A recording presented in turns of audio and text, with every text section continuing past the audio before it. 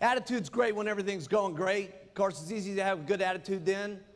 When you got to have a good attitude is when things are not going good. When things are going bad.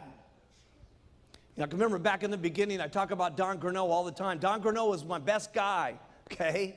And first month, 6,000, second month, 12,000, third month, 18,000. I was counting on this guy to make things happen. Boom, he's out of the business. Okay, and along with it, what happened? All the people went with him.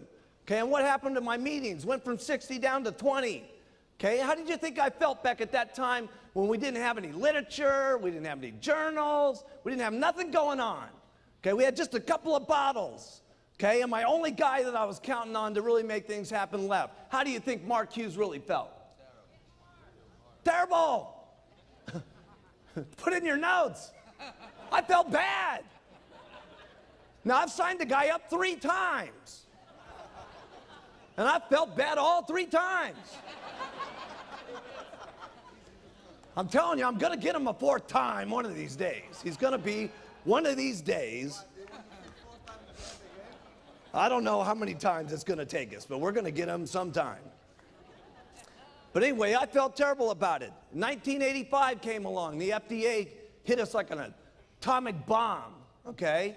And it was a very lonely situation when this thing happened. I mean, if you could have just imagined what was going on behind the scenes with this thing, it was unbelievable, because the attack wasn't just so much on the vitamin industry, it was an attack on Herbalife, okay? Because we were the big ones, we were the big target.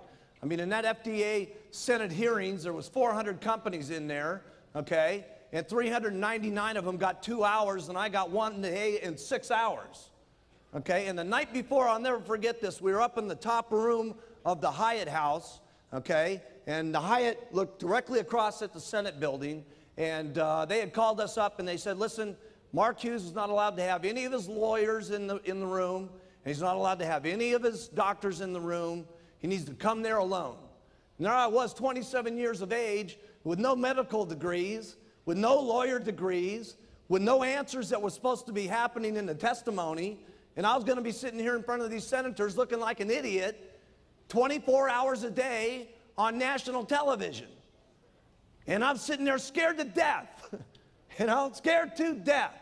And I'll never forget, and it was Paco Perez that reminded me of this. He was my very first employee. I got Paco in the company, and yeah.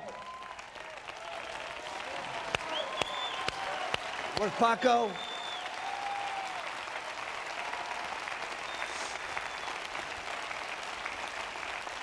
We were talking the other day, and he reminded me of this. He came up into my suite, and he said, listen, Mark, he says, what do you think's going to happen? I said, Paco, I have no idea, but I know one thing's for sure.